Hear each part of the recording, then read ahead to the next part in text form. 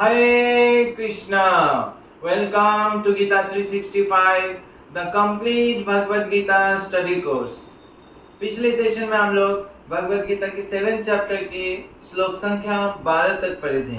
आज पढ़ेंगे श्लोक संख्या 13 और 14।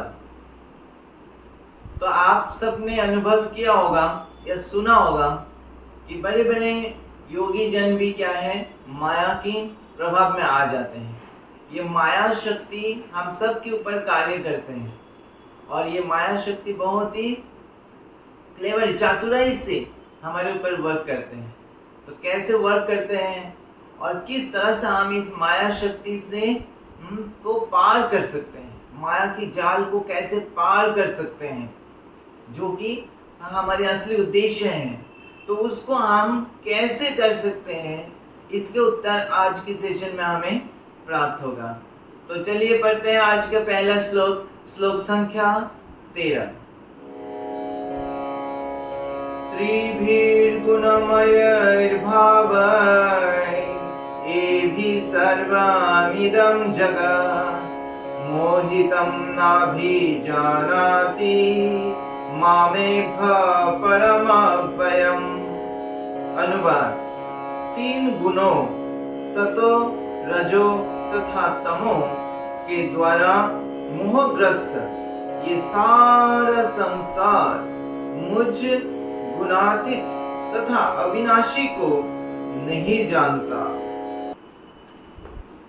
तो इस श्लोक में भगवान वर्णन कर रहे हैं कि किस प्रकार सारे संसार के जो लोग हैं वो किस प्रकार से माया के द्वारा मोहग्रस्त हो रखा है और इसकी वजह से वो भगवान को नहीं जान पाते हैं।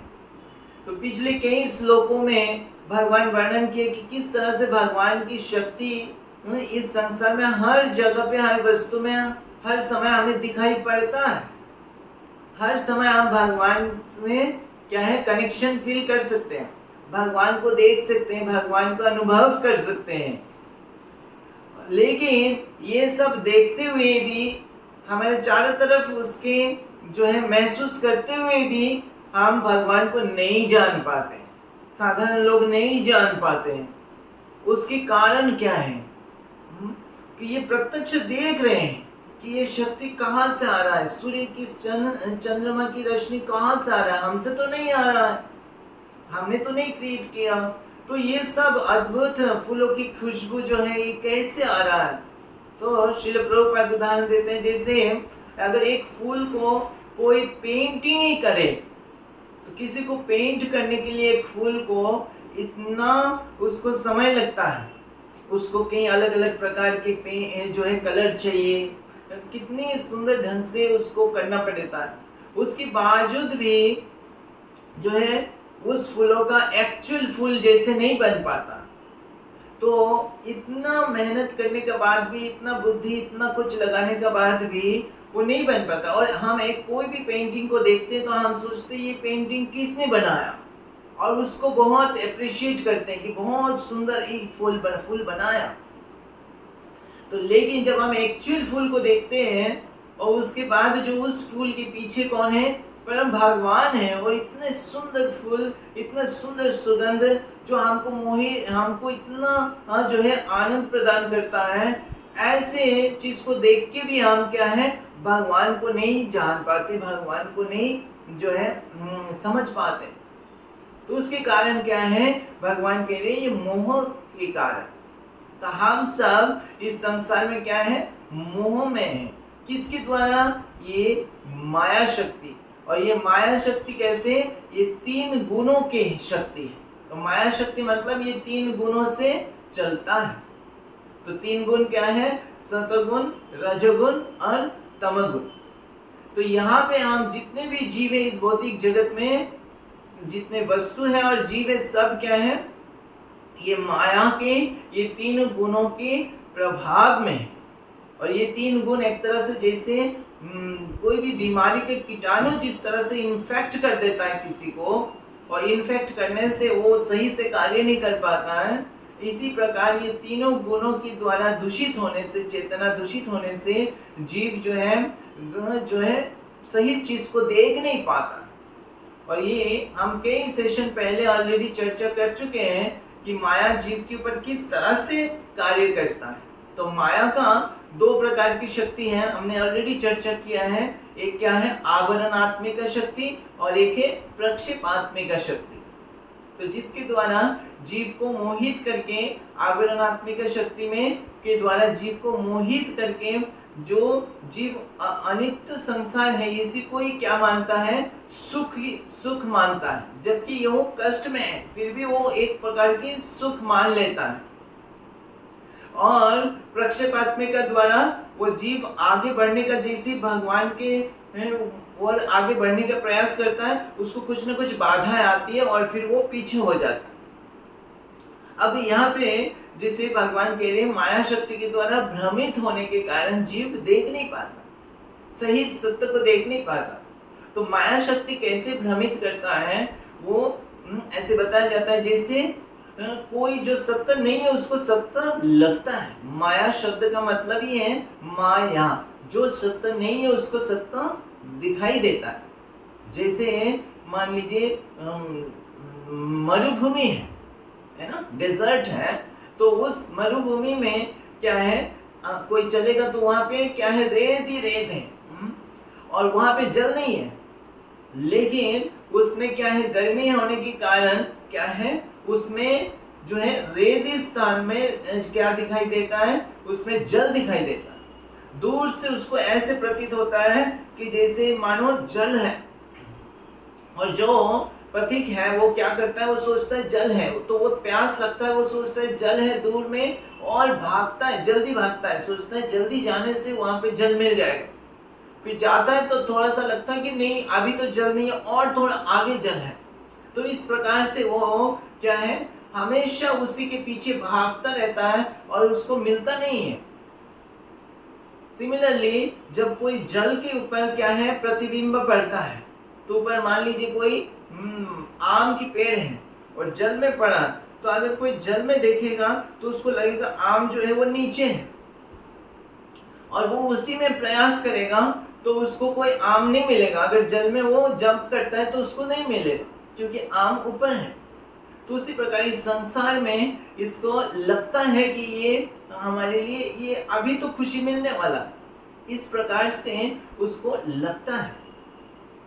तो ऐसी हम जो संसार में हम देखते हैं, ये संसार क्या है, अलग अलग प्रकार की कष्ट मिलता है, लेकिन उसको लगता है कि अभी तो छोटे हैं, थोड़ा सा बड़ा हो जाएंगे तो सुख मिल जाएगा, तो खुशी मिल जाएगा। तो उसको ऐसा लगता है कि अभी थोड़ी देर में ही खुशी मिलने वाला है, अभी जैसे ही कॉलेज में चले जाएंगे तो खुशी मिल जाएगी।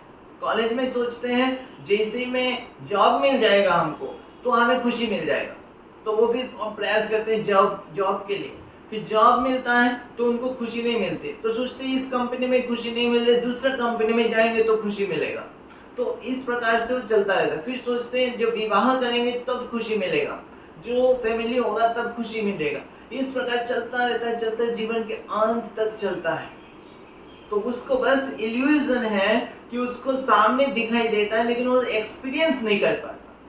उसको लगता है कि ये खुशी है यहाँ पे, पर एक्चुअली वो खुशी क्या है, ये भौतिक खुशी के जो है वो एक्चुअली उसको एक्सपीरियंस नहीं कर पाता। जैसे उसके सामने जाता है उसको लगता है और थोड़ा सा दूर, और थोड़ा सा दूर, जैसे जो है मरुभूमि में जैसा होता है, जल दिखाई देता है और थोड़ा सा दूर, और थोड़ा सा दूर, ऐसे ही वो क्या करता रहता है, भागता रहता है।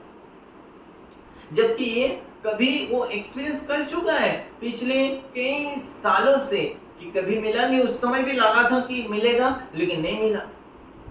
फिर भी उसको ये समझ में नहीं आता, बिकॉज ऑफ ये माया के प्रभाव के कारण, ये दूषित चेतना के कारण, तीनों गुणों की चेतना के कारण।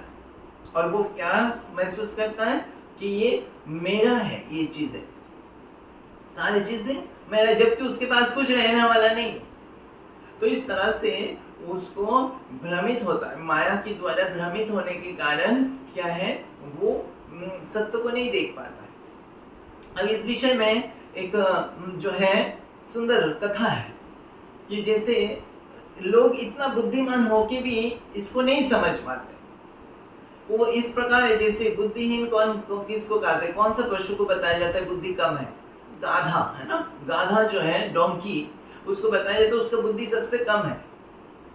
क्यों कम है? क्योंकि गाधा जो है वो सोचता है क्या कि मेरे को जो भोजन के लिए जो है मुझे बहुत मेहनत, गाधा बहुत मेहनत करता है ना। जो धोबी है उसकी गाधा के ऊपर बहुत कपड़े जो है चढ़ा के लेके जाता है, और गाधा जो है उसको वहन करता रहता है, बहुत भारी भारी चीजें वस्तु वहन करता है। किस लिए करता है? गाधा को लगता है थोड़ा सा क्या है वो घास देगा, वो थोड़ा सा घास वो देगा, घास की जो खुशी है उसके लिए वो इतना मेहनत करता।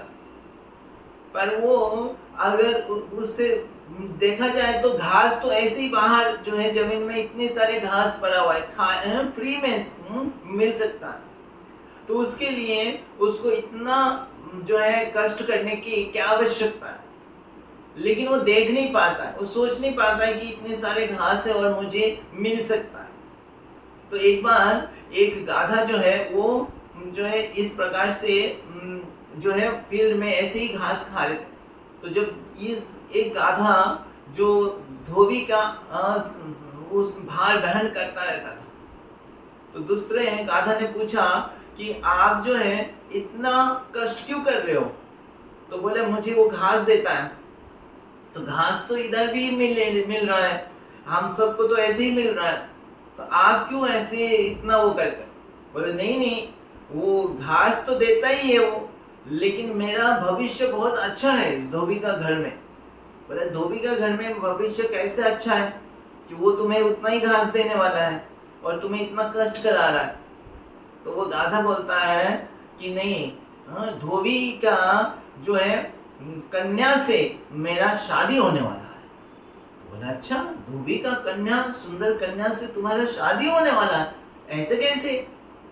तो वो गाधा बोलता है कि एक दिन रात को वो गाधा सुना है, बोला एक दिन रात को मैंने सुना है जो धोबी है वो धोबी अपनी कन्या जो है वो कन्या को बहुत डांट रहे थे। तो कन्या ने कोई गलती किया है, कुछ मिस्टेक किया, तो वो धोबी ने जो है कन्या को बहुत डांट रहे थे। तो कन्या जो है ऐसे मिस्टेक बार बार करे जा रहे हैं। तो धोबी जो है बहुत गुस्सा होकर बोले कि तुम अगर ऐसे गलती करते ही रहोगी तो तुम्हारा शादी जो है कोई अच्छे लड़का से नहीं, इस गाधा से करवा दूंगा। तो वो गाधा ये सुन लिया कि ये जो है धोबी ने कहा कि उसकी कन्या को का शादी जो है वो जो है गाधा से कराएगा। अब ये सुन के गाधा बहुत खुश हो गया कि ये एक दिन आएगा, ये कन्या फिर से मिस्टेक करेगा और क्या है ये गाधा, ये धोबी जो है उसका शादी मेरे से कराएगा। अब मुझे इतना सुंदर जो है कन्या मिल जाएगा, अब उस सुंदर कन्या मिल जाएगा तो मुझे इतना भविष्य मेरा उज्जवल हो जाए। अब सोचिए गाधा किस प्रकार से मोहित हो गया। क्या कभी ऐसा हो सकता है कि वो जो है धोबी उसकी कन्या को गाधा से विवाह सचमुच कराएगा? तो वो तो बोलने के लिए ऐसे बोला उसको, लेकिन गाधा ने सोच लिया ये सत्य है, और फिर उसने इसी पे जो है सोच रहा है, उसका प्रोस्पेक्ट देख रहा है। तो उसी तरह इस संसार में हम सब जीव जो हैं, जो संभव नहीं है इस संसार में वास्तविक जो खुशी जिसको हम ढूंढ रहे, इस संसार में भौतिक चीजों के द्वारा संभव नहीं है, फिर भी हम सोचे जा रहे हैं कि ये संभव होगा। आज तक नहीं हुआ है, जन्म से लेके आज तक नहीं हुआ, लेकिन हम सोच रहे हैं अब बस 1 साल 2 साल के बाद बात है, उसके बाद तो होने ही होना है। तो इस प्रकार से हम मोहग्रस्त हो गए। हम क्या है, अनित्य चीज को नित्य मान के चल रहे हैं, और जो असली चीजें जो सत्य है, परम सत्य है भगवान, उनको हम देख नहीं पा रहे, उनको समझ नहीं पा रहे, और उनको इनफैक्ट समझने के लिए प्रयास भी नहीं कर रहे, उसके लिए समय भी नहीं दे पा रहे, जो कि हर जगह पे हर कोने में हम चाहे तो देख सकते हैं, अनुभव कर सकते हैं। ठीक है, तो चलिए पढ़ते हैं अगली श्लोक, श्लोक संख्या 14।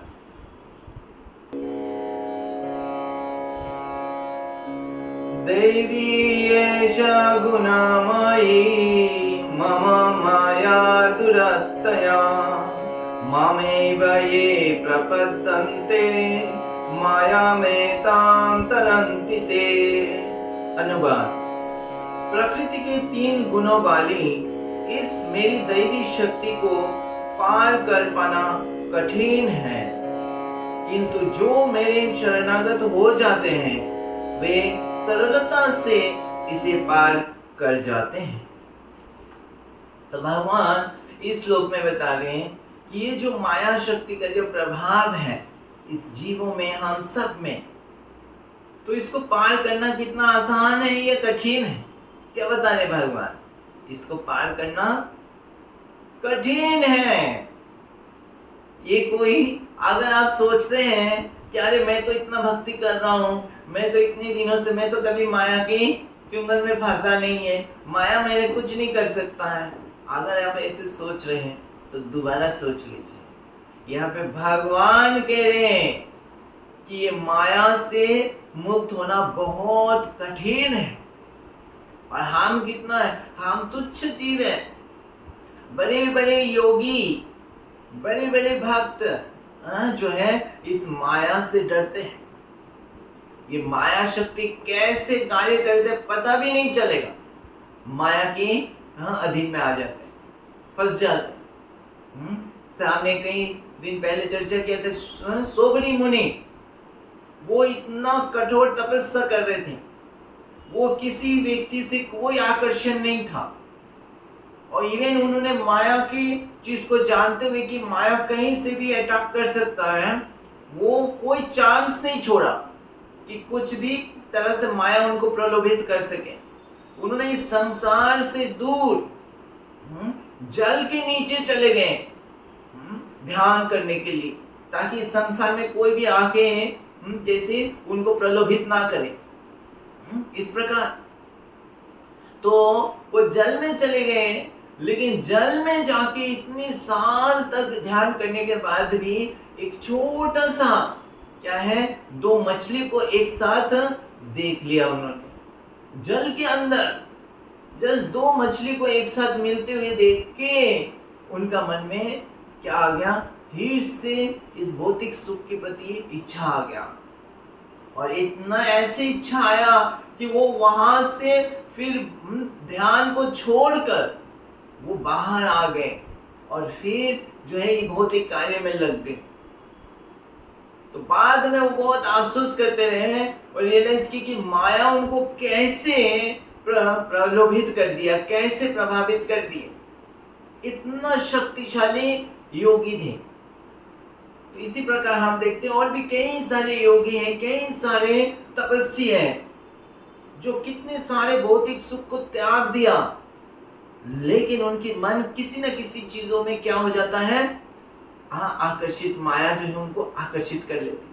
माया को पता है कि उनकी वीकनेस कहाँ पे है और उसी वीकनेस पे क्या करते हैं, माया अटैक करती है। जैसे जल है ना, तो कभी आप देखेंगे किसी बिल्डिंग में अगर थोड़ा सा क्रैक होता है, हल्का सा क्रैक होता है, तो बरसात के समय क्या होता है, जल उसी क्रैक में से गुजरता चला जाता है।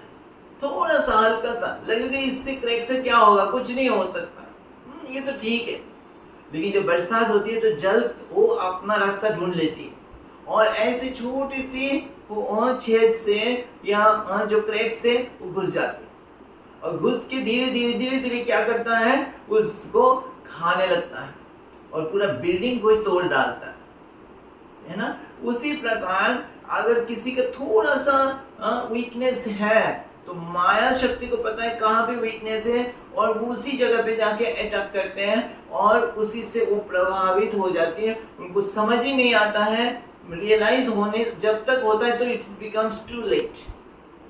तो इस तरह से माया शक्ति कार्य करते हैं। जीव जो है वो समझ ही नहीं आता है कि कैसे हम माया के द्वारा क्या हो रहे हैं, प्रभावित हो जा रहे हैं, भ्रमित हो जा रहे हैं। तो ऐसे महान बड़े बड़े योगी थे। इवन जो है भरत महाराज जो भक्त थे और भाव के स्तर पर थे, फिर भी वो कैसे एक हिरण के प्रति क्या हो गया, आसक्ति हो गया।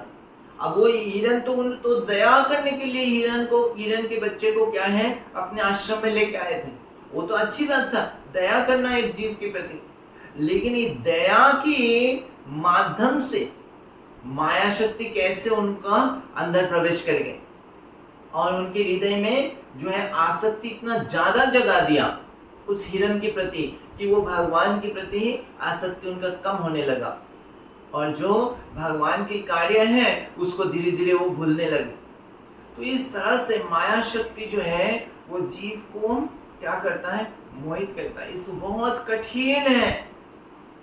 श्रील प्रभुपाद तात्पर्य लिख रहे हैं कि ये माया शक्ति यद्यपि क्या है, ये इंफीरियर भगवान के जो है इंफीरियर एनर्जी है और जीव जो है वो भगवान की सुपीरियर एनर्जी है, फिर भी श्रेष्ठ एनर्जी है, फिर भी जीव जो है माया के अधीन में आ जाता है, क्योंकि माया शक्ति भगवान के द्वारा क्या है, भगवान की शक्ति है और जीव तुच्छ है ना, छोटा है। इसीलिए कि जीव जस्ट भगवान की सुपीरियर एनर्जी अंश है, छोटा सा अंश है, इसीलिए वो माया शक्ति के प्रभाव में आ जाता है।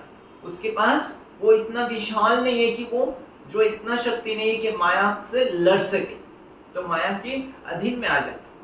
और ये माया की 3 गुणों की प्रभाव में जीव को क्या है, ये अनित्य शरीर मिलता है। ये 3 गुणों की बना हुआ है ये शरीर जो है, ये भौतिक शरीर मिलता है और ये भौतिक शरीर अनित्य है। तो भौतिक शरीर अनित्य है और भौतिक सारी चीज अनित्य है, लेकिन जीव क्या सोचने लगता है माया की प्रभाव में कि ये शरीर मेरा है और ये शरीर मेरा ही रहेगा और यही मैं हूं, और करके अपने शरीर से क्या है आइडेंटिफाई करता है अपने आप को कि मैं हूं और मैं ये हूं, अमेरिकन हूं, अफ्रीकन हूं, इंडियन हूं। इस तरह से वो मैं इंजीनियर हूं, डॉक्टर हूं। इस तरह से जीव जो है अनित्य शरीर से अपने आप को क्या करता है, पहचान कराता है। श्रीमद् भागवतम में वर्णन आता है कि जीव जो है जब वो गर्भ में रहता है, जो जन्म से पहले माता की गर्भ में रहता है, तो जीव बहुत कष्ट में होता है। तो उस समय बहुत कष्ट में वो भगवान को पुकारता रहता है कि भगवान आप मुझे इस कष्टमय स्थिति से मुक्त कीजिए, और जैसे ही मुझे जन्म होगा मैं क्या करूंगा, मैं आपका भजन करूंगा, आपका भक्ति करूंगा, और मैं इस कष्ट में, ये जन्म मृत्यु के कष्ट में और रहना नहीं चाहता। वो बहुत रोता है, बहुत भगवान से प्रार्थना करता है। तो भगवान जो है उसको कृपा करके उसको मुक्त कराते हैं और उसका जन्म होता है। लेकिन जैसे ही जन्म होता है तो उसका जो इस संसार के लोग हैं, फैमिली के लोग हैं, वो हंसने लगते हैं और तो तालियां बजाते हैं और उनको गोद में उठाते हैं और उनको तरह तरह की सामान देते हैं, खिलौना देते हैं, ये देते हैं, वो देते हैं। फिर धीरे धीरे वो बड़ा होता है, वो दोस्त मिलते हैं, तो वो क्या है, भूल जाता है। वो इसी संसार की तुच्छ तुच्छ चीजें लेके वो सोचने लगता है यही मेरे लिए खुशी है, और ये माया की जो जाल है उस जाल में क्या है, फंस जाता है। वो भूल जाता है मैंने क्या प्रॉमिस किया था जन्म के समय, तो पूरा तरह से भगवान को भुला देता है। तो इस प्रकार वो जाल में फंस जाता है। प्रभुपाद तात्पर्य में लिखते हैं कि ये माया को गुणमयी क्यों कहा गया है, और ये गुणमयी इसलिए क्योंकि 3 गुणों से है। ये माया जो है 3 गुणों से कार्य करते हैं, सत्वगुण, रजोगुण, तमोगुण। जैसे 3 जो है रस्सी है, रस्सी से बांधा हुआ है जीव को, तो इसलिए 3 गुण जो बताते हैं, और गुण का दूसरा मतलब रस्सी भी होता है। तो जो गुण है ये 3 गुण जीव को एक तरह से बांध के रखता है। जैसे रस्सी से अगर किसी को बांध दिया जाए तो वो कैसे कार्य करेगा, नहीं कर पाता है सही से। तो उसी प्रकार ये 3 गुण जो है हर जीव को बांध लेता है, इस भौतिक कार्य में, भौतिक चेतना में बांध लेता है। तो ये जो बांध लिया, रस्सी से बांधा हुआ है, हम सब बांधा हुआ है, इसीलिए हम सबको कहा जाता है बद्ध जीव, और उसको नित्यबद्ध कहा जाता है। नित्यबद्ध मतलब बहुत समय से, कब से बंधे हुए हम माया के इस रस्सी से, गुणों के द्वारा, तो हम जो है ट्रेस नहीं कर सकते, पता नहीं लगा सकते, करोड़ों करोड़ों जन्म से। तो इस बंधन से मुक्त होना कैसे संभव है? बहुत शक्तिशाली है माया का जो ये जाल है, इस जाल से मुक्त होना। तो हम सब इस जाल के अंदर हैं। आप समझिए, हम सब की स्थिति ऐसे ही है। तो अब प्रश्न है कि हम इस जाल से कैसे मुक्त हो सके। अपने प्रयास से इस जाल को फाड़ के मुक्त हो सकते हैं? इतना मजबूत रस्सी है हम सबको बंधा हुआ है, हम नहीं कर सकते, क्योंकि ये दैवी शक्ति बता रही है, भगवान का शक्ति है ये माया शक्ति। ये कोई साधारण व्यक्ति का शक्ति नहीं है। कोई साधारण व्यक्ति हो तो तोड़ दे, लेकिन ये भगवान का शक्ति है। तो माया शक्ति बहुत कठिन है, दुरतया भगवान इस श्लोक में बता रहे, बहुत कठिन है। तो हमारा अपनी बल से हम उसको बाहर इससे बाहर नहीं आ सकता है। तो क्या दूसरा व्यक्ति हमें निकाल सकता है इससे बाहर? तो दूसरा व्यक्ति बोलेगा मैं निकालता हूं तुमको माया से। तो पूछे अगर कि क्या आप माया से मुक्त हैं? तो वो व्यक्ति भी माया के अधीन है, उसका भी हाथ पांव क्या है, इस तीनों गुणों से बंधे हुए। वो खुद ही अपने आप को रिलीज नहीं कर पा रहे, वो माया से हमको कैसे रिलीज करेगा? इस संसार में कई सारे लोग बोलते हैं ये चीज फॉलो करो, ये चीज फॉलो करो, मैं आपको खुशी दिला देता हूँ, मैं आपके जीवन को अच्छा बना देता हूँ। ऐसे लोग बोलते रहते हैं कि वो खुद अपना जीवन को अच्छा नहीं बना पाए, है नहीं? क्योंकि सब क्या है, इस माया के अधीन में। तो वो माया से बाहर निकालने का जो है वो कोई और हेल्प नहीं कर सकता, क्योंकि सब माया के द्वारा बंधे हुए, सब भ्रमित हैं। तो कौन हमें इससे बंधन से मुक्त कर सकता है? वो ही कर सकता है जो इस बंधन से मुक्त है, माया के जाल के बाहर है। तो माया के जाल के बाहर कौन है? वो केवल भगवान कृष्ण। तो जो भगवान है, तो भगवान केवल माया के बाहर है, क्योंकि ये माया भगवान के अधीन में है। तो ये माया से भगवान परे है, तो केवल भगवान हमें इस जाल से निकाल सकते हैं। तो जैसे प्रभुपाद कह रहे हैं कि भगवान माया को डायरेक्ट कर सकते हैं कि उनको इस जाल से छोड़ दो। तो जब माया देवी को क्या है, भगवान के आदेश को पालन करना पड़ता है। तो जैसे ही भगवान के शरण में हम जाएंगे, कि भगवान के पास जाएंगे, भगवान से प्रे करेंगे कि हमें इस माया की जाल से मुक्त कीजिए, तो भगवान की कृपा से क्या होगा, हम मुक्त हो सकते हैं।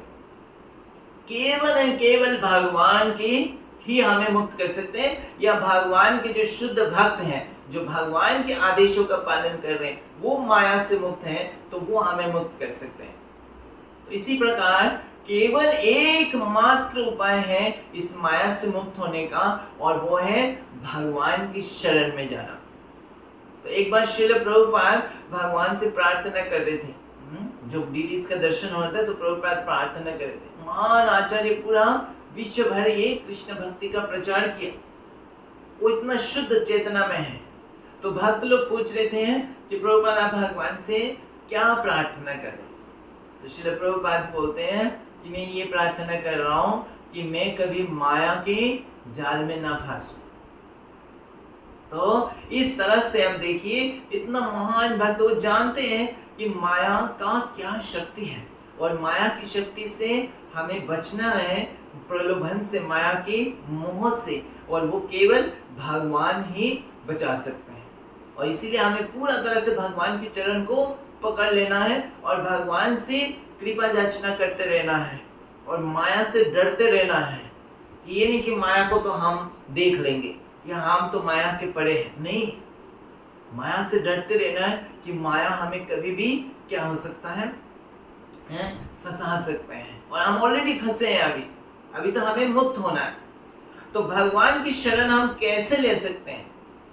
तो एक भजन में बहुत सुंदर बताते हैं श्रील भक्तिविनोद ठाकुर कि चैतन्य महाप्रभु जो भगवान कृष्ण इस कलयुग में अवतरित हुए हैं, चैतन्य महाप्रभु के रूप में वो कह रहे हैं कि जीव को कह रहे हैं कि जीव जागो, कि आप जागो, आप क्या है, कोतो निद्रा जाओ माया पीछा चिरो कोले, कि अब और कितना समय और माया की गोद में आप सोते रहोगे। करोड़ों जन्म अनंत काल से सो रहे हैं माया की गोद में, तो आप जागो, माया की गोद से बाहर आओ। तो कैसे?